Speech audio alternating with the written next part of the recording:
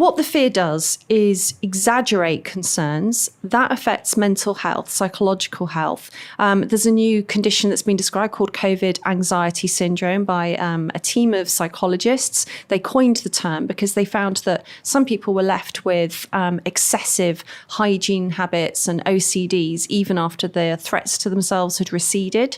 And actually in this country, we had the highest levels of fear and COVID anxiety syndrome in the countries that they surveyed.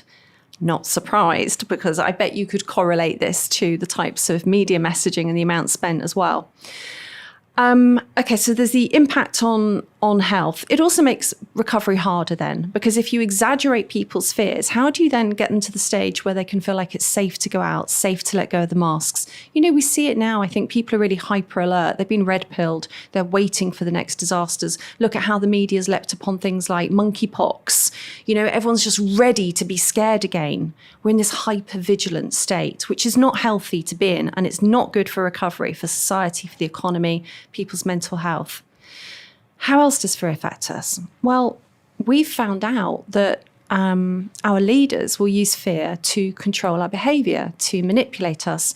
Now, if we give it the best possible interpretation, and I think this is realistic, that they did it in our best interests. You know, we were psychologically kettled into staying indoors because that was best for us, they thought. When did we, as a nation, ever consent to these sorts of tactics being used? I haven't. Now, if this was a laboratory experiment, if a psychologist was doing a test to see how fear affects us, we would sign a consent form to go into that scenario. And we also wouldn't be allowed to leave the laboratory till we were okay. Like, we're still not okay. Lots of people are still not okay, and we never consented.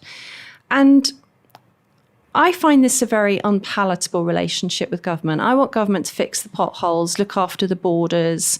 I want the government to stay well away from my emotions.